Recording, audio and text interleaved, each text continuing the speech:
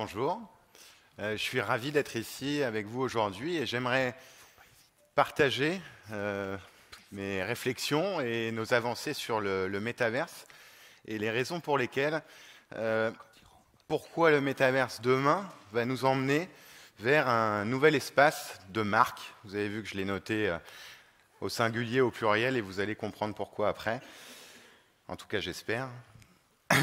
Et avant de se plonger dans tout cela, je vous propose de découvrir en images ce à quoi ça ressemble et les dernières expérimentations et différents projets qu'on a menés pour certains de nos clients. Et donc en régie, si on peut lever le son, je vous remercie et je vous laisse découvrir ça.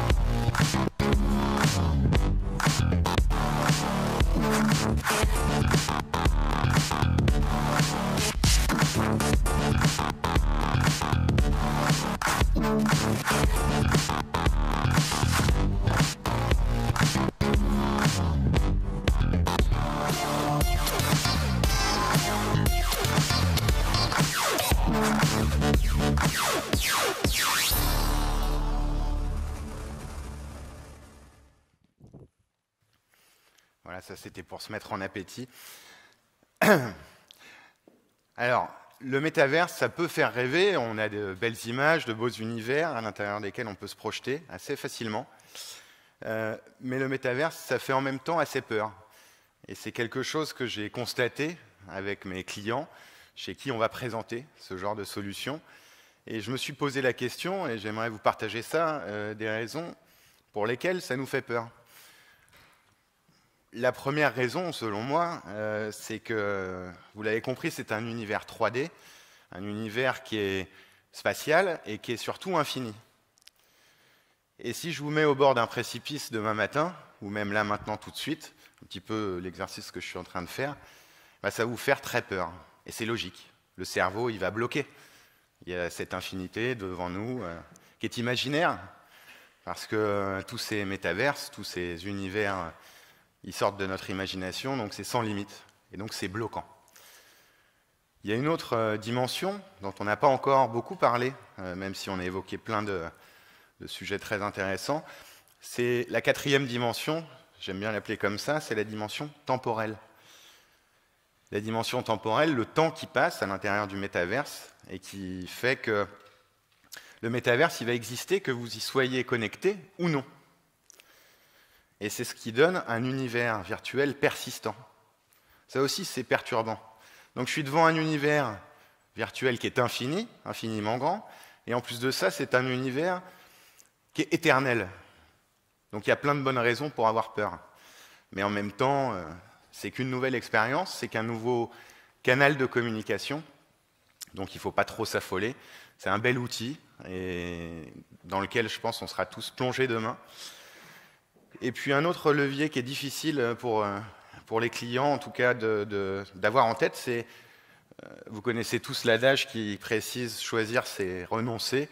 Alors Richard l'évoquait tout à l'heure, le métaverse va coexister avec l'ancien web, le web 2. Donc voilà, il n'y a pas d'inquiétude à avoir, c'est un canal supplémentaire, un canal complémentaire pour s'exprimer et pour prendre la parole demain. Alors, je vous parle du concept du métaverse, je vous parle de ces univers, et il faut absolument que vous arriviez à imaginer ça, d'un côté, et à mettre de l'autre les outils qui vous permettent d'y accéder. La première question que me posent nos clients quand on les rencontre et qu'on leur parle de tout ça, c'est l'obsession du casque VR. Je ne sais pas pourquoi, il y a un truc avec ça. Pourtant, pour se protéger du soleil, il y a plus discret. Mais il y a un truc avec ce casque. Alors, est-ce que quand je mets un casque, je suis dans le métaverse? Non. Et est-ce que quand je suis dans un métaverse, j'ai besoin d'un casque? Non plus. Le casque, c'est un outil. Au même titre que vous possédez tous et vous utilisez tous les jours un PC, une tablette, un téléphone mobile pour accéder à différents univers, différentes applications, cette fois-ci en 2D. Et ben, de la même manière, le casque est un moyen très immersif, très poussé, d'accéder au métaverse, mais ce n'est pas une fin en soi. Donc il faut bien que vous ayez en tête la différence entre l'outil et la plateforme. En parlant de plateforme, on a évoqué Sandbox, Decentraland, différentes plateformes qui existent déjà. Et il y a une question qui revient assez souvent quand on évoque le métaverse. Ah, mais il faut que j'achète un terrain. Encore une fois, non. Il n'y a pas besoin d'un terrain. En tout cas, il n'y a pas besoin d'en acheter un pour exister ou imaginer un métaverse. Je vous parle de l'univers de marque, et c'est important de le comprendre. En tant que marque, en tant qu'entreprise, pourquoi demain j'aurais envie ou besoin d'aller m'inscrire dans une plateforme qui existe déjà? Et de ce fait, de renoncer à mon identité, à ma vision d'entreprise, à ma vision de marque, pour aller m'intégrer dans des codes qui ne me correspondent pas. Et c'est la raison pour laquelle nous sommes persuadés chez WizUp, et en tout cas dans les expériences qu'on développe, que chaque marque, demain, aura son propre métaverse. Parce que c'est avoir sa vision et avoir ses codes, son univers graphique, c'est hyper important. Aujourd'hui, vous naviguez sur des sites internet tous les jours de différents annonceurs, de différentes entreprises, et c'est très bien comme ça. Il n'y a absolument aucune raison pour que demain, il y ait un seul leader qui s'appelait Facebook et demain Meta, enfin bon, vous m'avez compris. Pourquoi lui devrait centraliser la puissance du métaverse? Aucune raison. Et pourquoi je me dis ça également? C'est qu'il faut avoir un accès, alors ce que j'appelle seamless, c'est-à-dire sans coupure. Richard en parlait tout à l'heure, le fait de l'interopérabilité, le fait de passer d'un métaverse à l'autre. Aujourd'hui, vous le faites ça, tous les jours dans Google, vous le faites à plat, en 2D. Et de la même manière, demain, dans le métaverse, il y aura des plateformes de recherche, une sorte de moteur de recherche 3D. Et donc, vous allez accéder à différents univers de marques, peut-être à travers de portes, que sais-je, tout un tas de moyens qui vont vous permettre de continuer cette expérience immersive pour accéder à ces différents espaces. Et puis, le moyen le plus simple de se représenter le métaverse aujourd'hui, le plus accessible, c'est d'imaginer un magasin virtuel.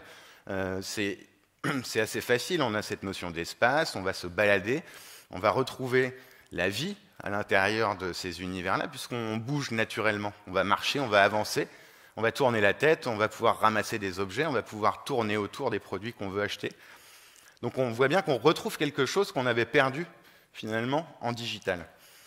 Et Richard l'a expliqué tout à l'heure, et d'autres intervenants y reviendront. Bien sûr qu'on va intégrer différents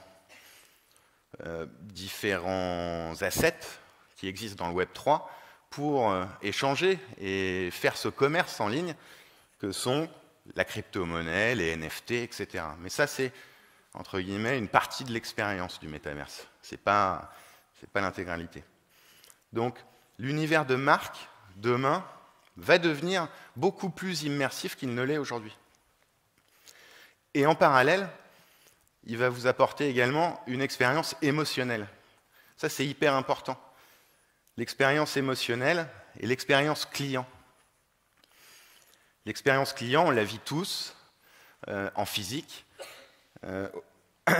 L'expérience client, c'est l'ensemble des émotions qu'on a au contact d'une marque, de ses valeurs, de ses magasins, des produits, des employés qui la composent. Et cette expérience client, j'ai l'impression qu'on l'a perdu en digital. Quand on navigue sur, pour ne pas les citer, de grandes surfaces de vente digitales, on est tout seul. On est à peine aidé par un petit texte ou quelques petites étoiles qui nous disent que le vendeur est formidable. Mais du coup, voilà, je parle à personne. Donc l'expérience, elle est quand même très appauvrie. Demain, dans le métavers, c'est cette notion d'immersion absolue et de partage, on a parlé des réseaux sociaux, nous permet de récupérer une navigation qui devient naturelle. Comme je vous le disais, on se balade dans l'espace, on bouge. Vous voyez, j'ai la bougeotte, donc demain dans le métavers, ça sera pareil, et je vais aller au contact des gens, je vais leur parler, je vais retrouver mon conseiller, je vais retrouver mon vendeur préféré, ma petite boutique, je vais me balader, je vais y aller même avec des amis, et là, ça devient encore très très intéressant par rapport à ce qu'on vit déjà aujourd'hui.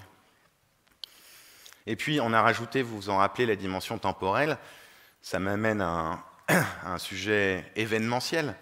Ces espaces de marque, ils vont vivre aussi d'une manière culturelle. Et vous allez pouvoir, dans votre magasin préféré ou dans l'espace de marque que vous êtes en train de visiter, assister à des instants de culture, à des concerts, à une exposition artistique, et pourquoi pas demain, une pièce de théâtre qui sera jouée par vos copains en avatar. C'est assez génial. Tout ça va participer à une nouvelle expérience client que pourraient nous offrir les marques demain. Alors comment est-ce qu'on navigue? Je vous ai parlé de cette liberté qu'on retrouvait dans ces différentes dimensions. Aujourd'hui, on parle d'avatar. On peut avoir les cheveux rouges, on peut changer de vêtements, acheter des baskets, etc. Tout ça, c'est assez simple à imaginer. Alors, je vous ai mis, c'est pas une photo qui a été prise sous mon meilleur profil, je suis désolé, mais c'est pas une simple photo. J'ai un ami qui a ouvert, il y a quelques mois de ça, un studio de captation volumétrique. Le terme est un peu barbare, mais pour vous résumer, c'est une sorte de capsule géante, ça fait 5-6 mètres d'envergure. Il y a 40 caméras, vous vous mettez au milieu, et en l'espace d'une seconde, on vous enregistre, sous toutes les coutures. Donc il vaut mieux avoir pensé au régime avant, et en une seconde, il vous transpose dans le métaverse. Vous êtes copié digitalement à l'intérieur de cet espace. Donc c'est complètement dingue. Et ça, c'est aujourd'hui. C'est pas dans 10 ans, c'est pas demain, enfin c'est maintenant. Et ça, adossé à l'identité numérique, au NFT, à toute cette blockchain, ça devient encore plus intéressant. C'est-à-dire que je suis moi, numériquement, je suis moi dans l'image, et je vais me déplacer librement, et je vais retrouver mes vrais copains, et je vais retrouver mes vrais vendeurs.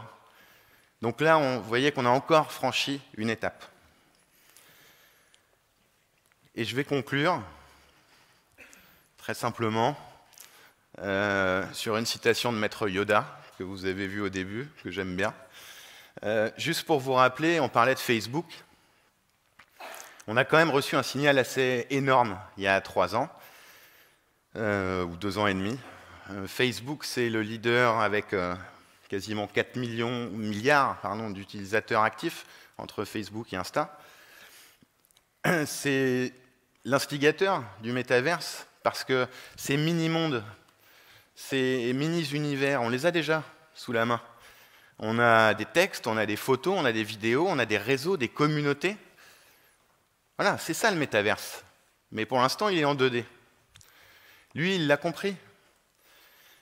Et donc, quand Facebook devient méta, la question qu'il faut se poser, c'est pas est-ce que le métaverse a de l'avenir? La question que je me pose moi, c'est qu'est-ce qu'on attend pour y aller ensemble et le construire? Je vous remercie.